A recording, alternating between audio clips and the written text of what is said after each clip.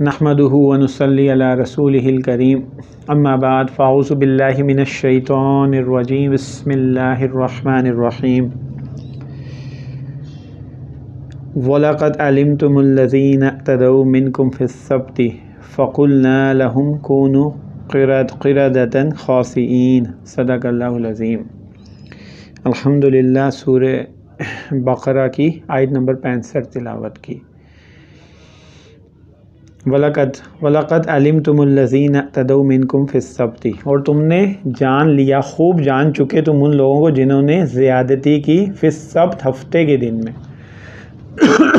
یہ حضرت داؤد علیہ السلام کے زمانے کے لوگ تھے، ان کے لیے یہ سمندر کے کنارے آباد تھے۔ اللہ پاک نے ان کے لیے حکم دے دیا تھا کہ ہفتے کے دن انہوں نے کوئی بھی کسی قسم کا شکار نہیں کرنا، کوئی کام نہیں کرنا، بلکہ ان کے لیے معظم اور عبادت کا دن مقرر کر دیا گیا تھا۔ ابھی بھی جو یہودی ہیں، جو صحیح یہودی ہیں، وہ ہفتے کے دن کو عبادت کے اور معظم دن کے طور پہ تصور کرتے ہیں، اور اس کو ایک خاص ان کے ہیں جو مذہبی یہودی ہیں، جو مذہب کے صحیح مطلب اپنے آپ کو اس کو کہتے ہیں، تو وہ اس کو فالو بھی کرتے ہیں، ابھی بھی کرتے ہیں ان کے اندر۔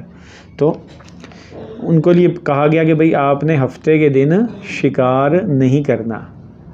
اب خدا کا کرنا ایسا ہوا کہ ہفتے کے دن ہی مچھلیاں ابھر کے سامنے آتی تھی، اور ان کا دل کرتا تھا یہ سمندر کے کنارے آتے تھے کہ ان کو شکار کر لیں۔ پھر ان میں سے ایک نادان، جیسے کچھ لوگ ہوتے ہیں نا شرارتی ایسے، وہ ابتدا کر دیتے ہیں، تو کچھ لوگوں نے ابتدا کر دی ان کا شکار کرنے۔ شکار کس انداز میں کرتے کہ ان کو پکڑتے تو نہیں تھے، لیکن جال ڈال دیتے تھے، کانٹا ڈال دیتے تھے جس میں مچھلی اٹک جاتی تھی، اور اس کو زمین پہ باندھ دیتے تھے اور نکالتے، پھر ہفتے کا دن گزار کے اتوار کے دن تھے۔ جب ان کو کہا جاتا تھا کہ بھئی کچھ لوگ ان کو منع کرتے تھے کہ بھئی یہ کام نہ کرو، اس سے منع کیا گیا ہے، تو کہتے تھے کہ ہم ہفتے کے دن تو نہیں پکڑ رہے، بلکہ ہم تو اگلے دن پکڑتے ہیں۔ تو پھر اس طرح انہوں نے کرتے کرتے ادھر مطلب گڑھے کھودے، اس میں مچھلیاں پھنس جاتی، باندھنا شروع کر دی، پھر یہاں تک بھی وقت آیا کہ علی الاعلان پکڑنے لگ گئے۔ تو جو لوگ منع کرنے والے تھے وہ ان سے الگ تھلگ ہو گئے، انہوں نے کہا کہ بھئی ہم تمہارے ساتھ نہیں ہیں، تو ہم تمہارا ساتھ نہیں دیں گے، وہ الگ تھلگ ہو گئے۔ تو اللہ تعالیٰ نے جو پکڑنے والے تھے ان کو ایک سزا دی، کیونکہ اللہ کا صریح حکم تھا، ان کے لیے حکم تھا کہ حرام تھا کہ اس دن یہ شکار کریں، لیکن یہ کرنے لگ گئے اور اللہ کے حکم کا استہزاء اڑایا، مذاق اڑایا انہوں نے۔ فَقُلْنَا لَهُمْ كُونُوا قِرَدَةً خَاسِئِينَ، تو ہم نے ان سے کہا کہ ہو جاؤ بندر، بندر بن جاؤ، ذلیل۔ تو اللہ نے ان کی شکلیں ہی بدل دی۔ یہ اللہ کی عذاب کی ایک شکل تھی کہ ان کی ظاہری شکل و صورت تبدیل ہو کر بندروں کی شکل بن گئی۔ تو جو دوسرے جو لوگ ان سے الگ تھلگ ہو گئے تھے، جب اگلے دن کچھ دن ان کو واضح نہیں آئی تو انہوں نے آ کے دیکھا تو یہ بندر بنے ہوئے تھے، ان کے مرد بھی، ان کی عورتیں بھی، بچے بھی، ان کی دمیں اور ہر چیز آ گئی تھی، اس طرح بندر بن گئے تھے پورے۔ تو اللہ نے عذاب دیا تھا، پھر یہ کچھ دن 2-3 دن زندہ رہ کے مر گئے۔ تو جس قسم قوم پہ اللہ تعالیٰ ہمیں اپنے عذاب سے بچائے، یہ عذاب کی ایک شکل ہے، عذاب کی اللہ کی بے شمار شکلیں ہیں۔ یہ تو اللہ کے نبی کریم صلی اللہ علیہ وسلم کی امت میں ہونے کی وجہ سے ہمیں اللہ تعالیٰ اس قسم کا عذاب نہیں دیتا، نہیں تو وہ بات اللہ کے نبی کریم صلی اللہ علیہ وسلم کی پہلے بھی گزرے گی، بنی اسرائیل کے اعمال تمہارے اندر سارے کے سارے ہی آ جائیں گے، جو جیسے وہ چلتے تھے ویسے ہی تم بھی چلو گے۔ آج ہمارے اندر کیا نہیں ہے کہ ہم لوگ نہیں یہ کہتے اسی قسم کی جو اللہ کے واضح احکامات ہیں ان کی خلاف ورزی بھی کرتے ہیں اور اس کا مذاق بھی اڑاتے ہیں۔ ہم کہتے ہیں جی پردہ تو دل کا ہے، اللہ نے پردہ فرض کیا قرآن میں، اللہ کے نبی کریم صلی اللہ علیہ وسلم نے ہمیں بتا دیا کہ کس قصے پہ پردہ ہے، اور ہم کہتے ہیں جی پردہ تو دل کا ہونا چاہیے۔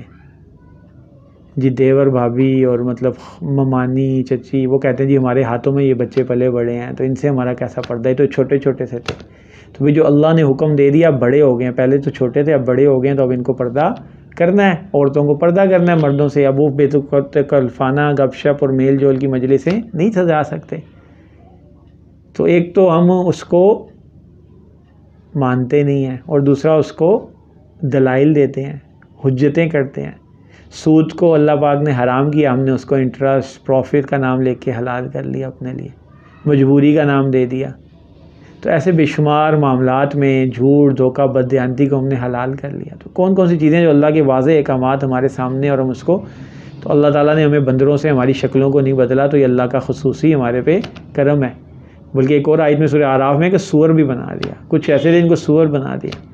تو اللہ تعالیٰ نے ہمارے اندر صفات تو وہ ڈال دی ہیں، حقیقت ہے کہ ہماری اگر اصل شکلیں ہمارے سامنے آ جائیں تو ہم میں سے جو لالچی ہیں، جو جس طرح کی ہمارے اندر جو حرص ہے، جو ہوس ہے، تو ہمارے اندر جانوروں والی صفات تو آ گئی ہوئی ہیں، لیکن ظاہری طور پہ اللہ کے نبی کریم صلی اللہ علیہ وسلم کی امت میں ہونے کی وجہ سے اس قسم کا عذاب ہمارے اوپر نہیں آیا۔